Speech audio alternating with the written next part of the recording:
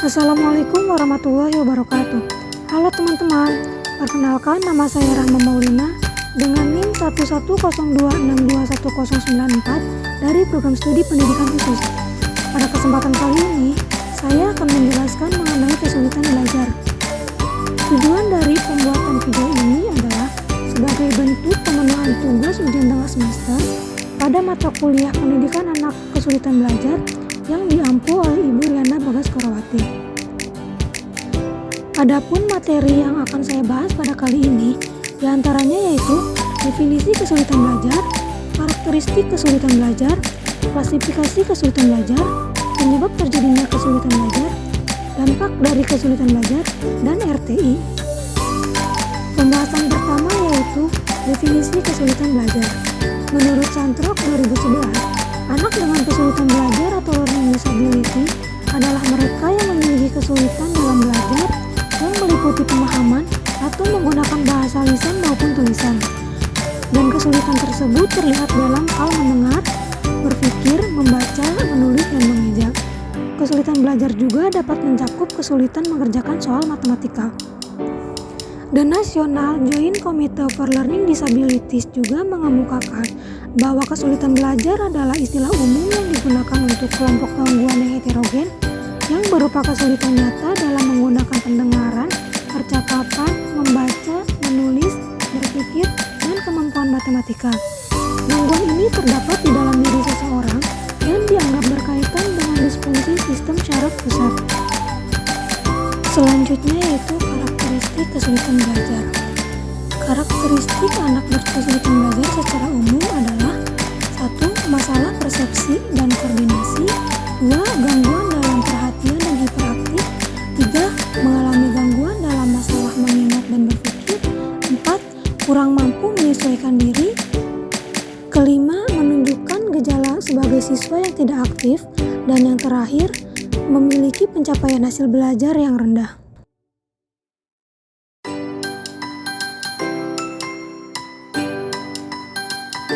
Pembahasan yang ketiga yaitu klasifikasi kesulitan belajar. Pada klasifikasi kesulitan belajar dibagi menjadi dua jenis, yaitu pertama kesulitan belajar pra-akademik dan yang kedua yaitu kesulitan belajar akademik. Yang pertama yaitu kesulitan belajar pra-akademik. Kesulitan belajar pra-akademik pada anak dengan kesulitan belajar dapat dibagi menjadi 4 jenis. Yang pertama yaitu gangguan motorik dan persepsi, yang kedua kesulitan belajar kognitif, lalu gangguan perkembangan bahasa atau disfasia, dan yang terakhir adalah kesulitan dalam penyesuaian perilaku sosial. Yang pertama yaitu gangguan motorik dan persepsi. Gangguan perkembangan motorik disebut juga dengan dispraxia, mencakup gangguan pada motorik kasar, penghayatan tubuh, dan motorik halus. Sedangkan gangguan persepsi ialah mencakup persepsi penglihatan atau persepsi visual, persepsi pendengaran atau persepsi auditoris, persepsi haptik, dan intelijensi sistem persepsual. Yang kedua yaitu kesulitan belajar kognitif. Pengertian kognitif mencakup berbagai aspek struktur intelek yang digunakan untuk mengetahui sesuatu. Dengan demikian, kognitif merupakan fungsi mental yang mencakup persepsi, pikiran, simbolis, penalaran, dan pemecahan masalah. Perwujudan fungsi kognitif dapat dilihat dari kemampuan anak dalam menggunakan bahasa dan menyelesaikan soal matematika. Gangguan kognitif hendaknya ditangani sejak anak masih dalam usia prasekolah. Yang ketiga yaitu gangguan perkembangan bahasa atau disfasia. Disfasia adalah ketidakmampuan atau keterbatasan kemampuan anak untuk menggunakan simbol linguistik dalam rangka berkomunikasi verbal. Gangguan pada anak yang terjadi pada fase perkembangan ketika anak belajar berbicara disebut sebagai disfasia perkembangan. Disfasia juga terdiri dari dua jenis, yaitu disfasia reseptif dan disfasia ekspresif. Pada disfasia reseptif, anak mengalami gangguan pemahaman dalam menerima bahasa. Anak dapat mendengar kata-kata yang diucapkan, tetapi tidak mengerti apa yang didengar, karena mengalami gangguan dalam memproses stimulus yang masuk. Pada disfasia ekspresif, Anak tidak mengalami gangguan pemahaman bahasa, tetapi ia sulit mengekspresikan kata secara verbal. Yang terakhir yaitu kesulitan dalam penyesuaian perilaku sosial. Ada anak yang perilakunya tidak dapat diterima oleh lingkungan sosialnya.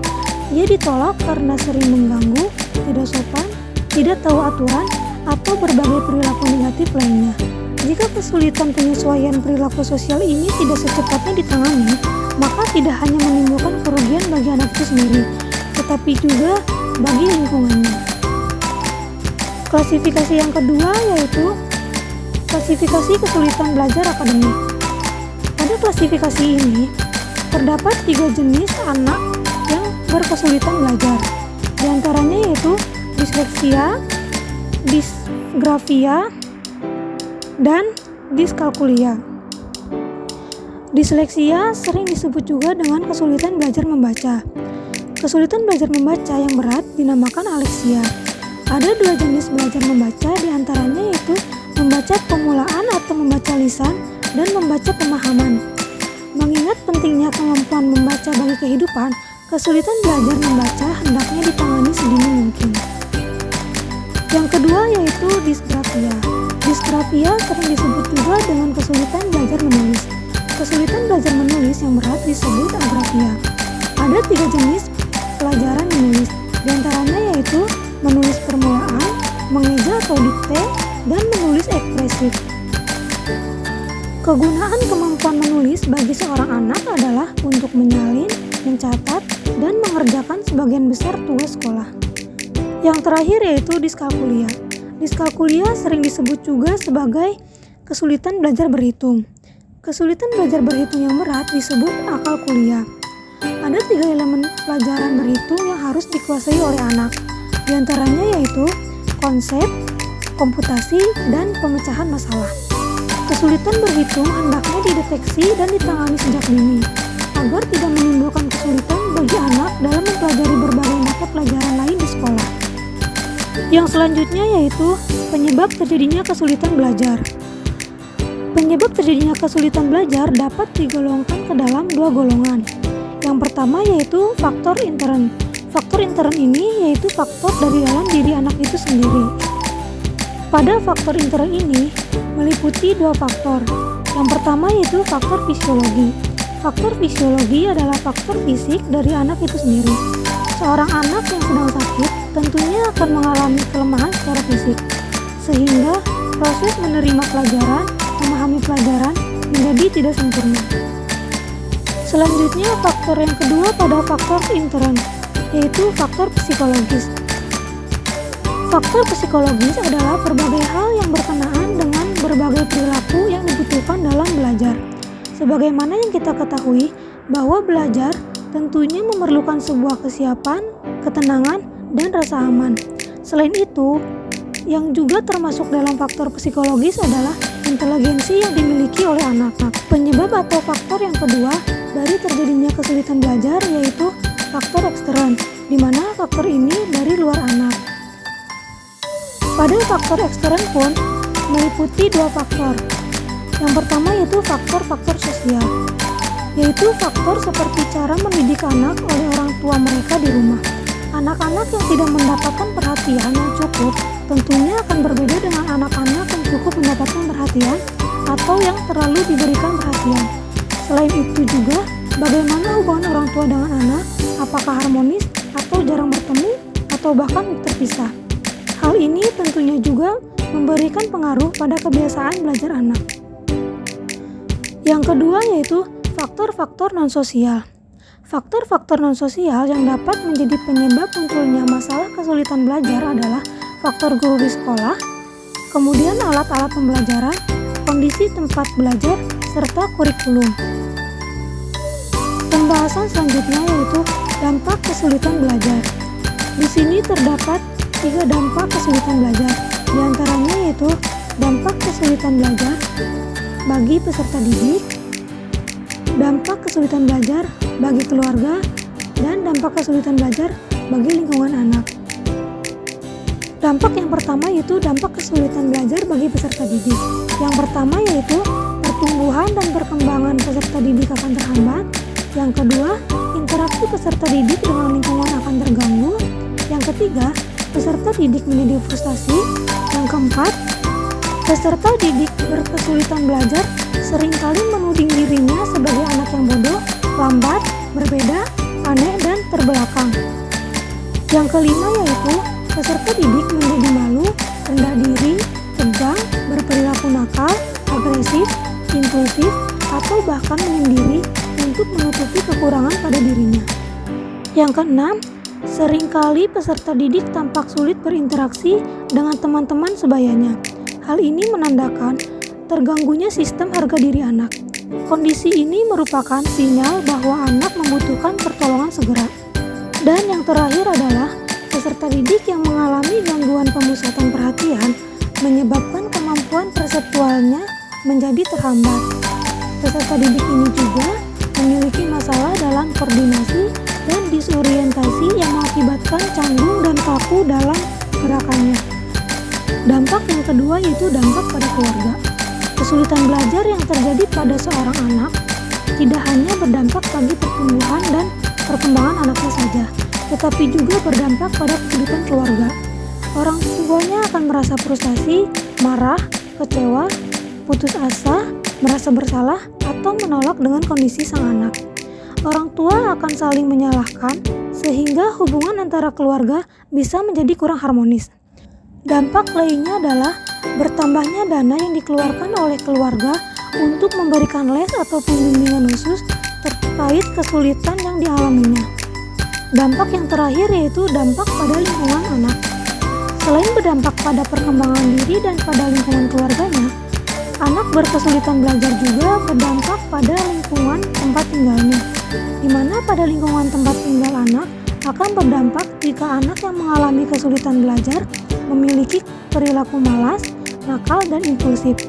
Perilaku seperti ini tentu saja memberikan contoh yang tidak baik pada anak-anak lain yang ada di sekitarnya, yang jika tidak dilakukan pengawasan akan ikut-ikutan berperilaku seperti itu.